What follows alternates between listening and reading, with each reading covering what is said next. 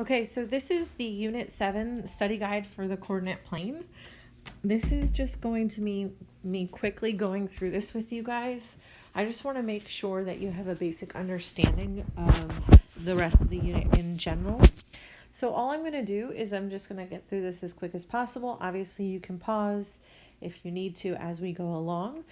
But for these, for numbers 1 through 15, we are going to use the coordinate grid that is located right here at the top. So I'm going to go ahead and start with locating a point, which is 3, -2. Now remember, when we're dealing with our ordered pairs are always an x and a y value. Our x value is on the x coordinate or the x-axis, which takes us left or right, and our y value is our coordinate that takes us up or down. Remember, this is going to take us horizontally, so our x is horizontal and our y is vertical. So we always start with this value, we go left or right depending on if it's negative or positive, and then after we go there, we go on the y value, which will take us up or down, whether it's positive or negative as well. And we always start at 0, 0, which is called the origin. So our first value here is asking us where 3, -2 is. So if I go to my origin, my 3 is my x value. So 3, remember, takes us left or right. And because it's positive, it's going to go 1, 2, 3 spots. And then now my y value is -2. Now, my y value from here will take me up or down. Up is in a positive direction, down is in a negative. So 1, 2, here I am at B. Number 2, going back to the origin. I'm going forward 1, 2, and then up 3. My answer here is D. Number 3, back at the origin. Now this x value is actually telling us to go back 5, but then from there it wants us to go up 5, which takes us to O. Number 7, from the origin, back 7, down 8. Here I am at H. 5 is going back 4, up 4, so we start at the origin, back 4, up 4. Here I am at C. And then I have my last one, which is 6, is saying starting at the origin, I'm going to go back 5 and then nowhere on my Y. So here I stay at F. For the next ones, now we located a point. Now what we want to do is locate these letters, and when I find those letters, I need to identify what the ordered pair itself is. So remember, the ordered pair is this, an x and a y value. So locating E, I see that E is right here, and E, if I look at this, it's on my x at -3, because x is, remember, the horizontal axis. And then it's on my y at -2, which is my vertical axis. So my value, my ordered pair, would be -3, -2. Next, number 8 is telling me to go to M. M is all the way over here. From my origin, I had to go forward 1 on my x and down 6 on my y. So my ordered pair is 1, -6. Number 9 is P. From my origin, I'm going forward 8, so 8 on my x, and then I'm not going up or down. I'm going nowhere on my y, so my value is 8, 0. G. Here's G. Starting at my origin, I have to go forward 7 on my x, up 8 on my y, so it's 7, 8. Q is next. Here's Q. From my origin, I go back 8 on my x, and then it's not going anywhere on my y. In fact, it's just at 0. So my ordered pair is -8, 0. Then I have my value for N, and I have N right here. N saying go forward 5 on my x, up 5 on my y. So my ordered pair is just 5, 5.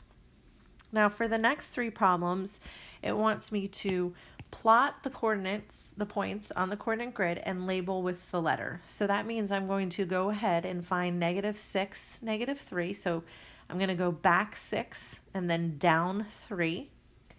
And I'm going to put the letter S where that is. So starting at my origin, I go back 6, down 3, and I end up right here. And that's my ordered pair, and I'm labeling it S. T. T says from my origin, I'm going to go forward 2, down 4, and I'm going to label that point T. And then U, it says 5, 8, so that means from the origin I'm going to go forward 5 and then up 8, so I end up right here, and my ordered pair there is going to be labeled U. So these are the first 15 problems. Pretty straightforward, being able to locate a point, an ordered pair on the coordinate grid and label it, being able to also write out an ordered pair, and then also being able to actually find an ordered pair, write out the ordered pair, label it, just all of these different things. These are the requirements of knowing what's going on with our coordinate grid. For numbers 16 through 17, we need to complete the input-output tables and then write the rule.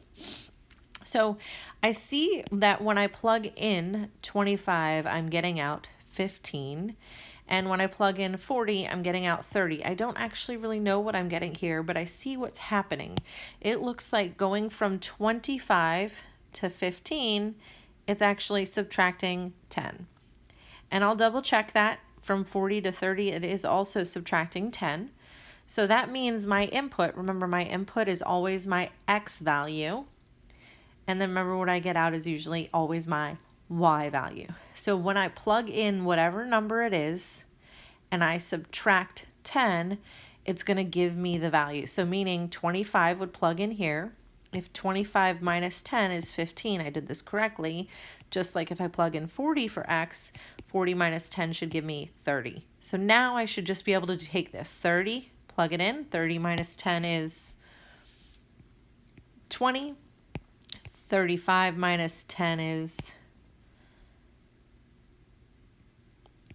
25, and then 45 minus 10 is 35.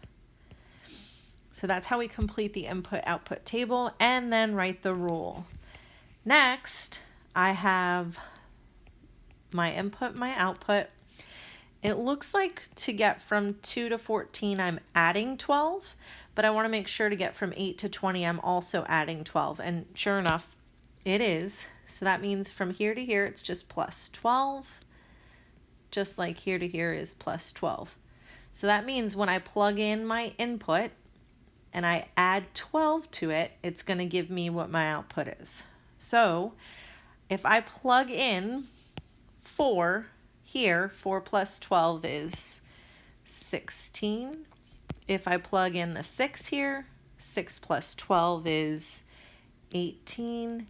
And to be consistent, I notice that this is going from 2, 4, 6, 8. It's going up by 2s, so I'll put 10 here. And if I plug in 10, 10 plus 12 is 22. So you should have the ability to complete the input-output table and then write the rule. So I was able to complete these and write the rule. If you noticed, I wrote the rule before I completed the table. It's really up to you. As long as you're doing it correctly, that's all that matters for me. All right, so if you guys recall when I was going over the notes, I explicitly went over how to label our quadrants, how we knew where everything was. And I said to you that this is called a Cartesian plane or a coordinate grid, and that the way I always remembered this is I just put a big old C in here. And when I dropped that C in, that means that wherever the C started was my first quadrant, moving to my second, to my third, and to my fourth. Quadrants are always labeled with Roman numerals, and that is the only way they're usually labeled. We don't label it 1, 2, 3, 4 as numbers. We use the Roman numerals. I also just want to quickly point out that this is called our origin, and our origin is always 0, 0, and our origin is where we start or where we begin before we plot it.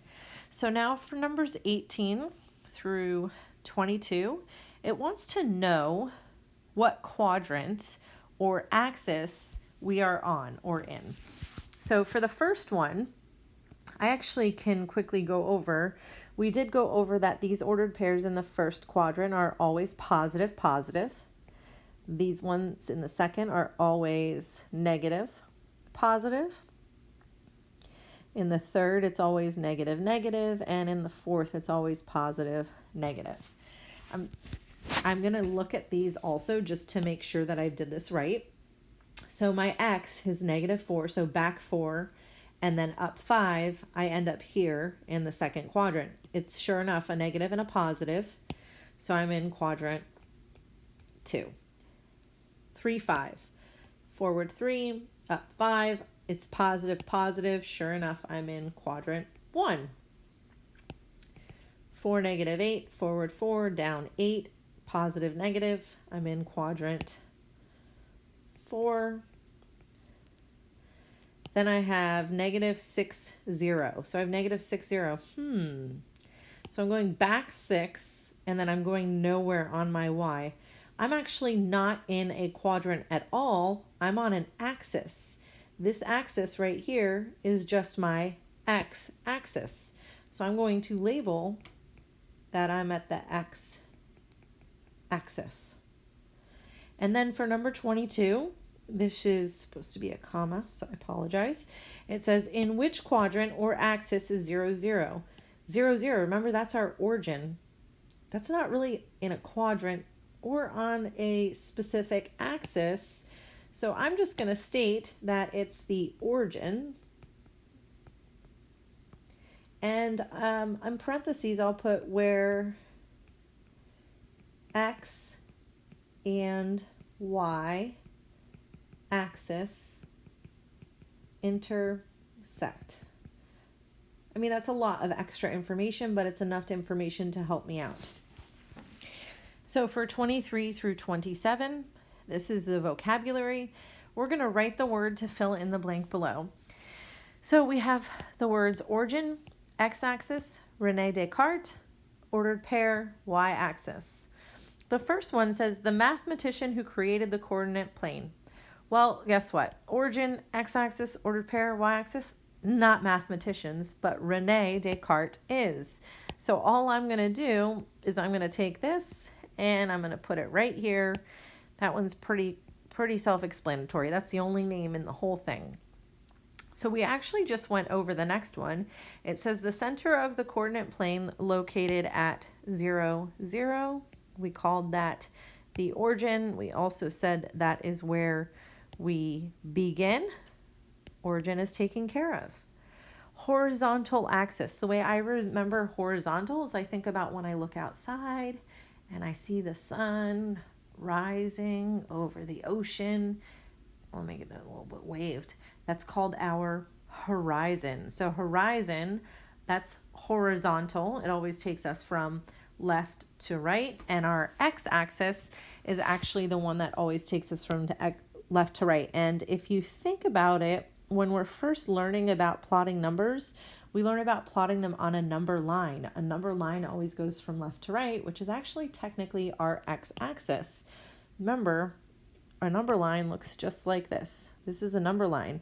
So our number line is something that we've always used, but now we've just taken the number line and put it on the coordinate grid with a vertical line, and that vertical line is called our y-axis. So that's actually going to help us with the next problem, or the next one. It says the vertical axis on the coordinate plane is our y-axis. And then last but not least, the exact location of a point on the coordinate plane is our ordered pair. And there you have it, guys. This is pretty much the stuff that you need to know in order to be successful on your summative. And if you have questions, don't be afraid to reach out to me. Thanks.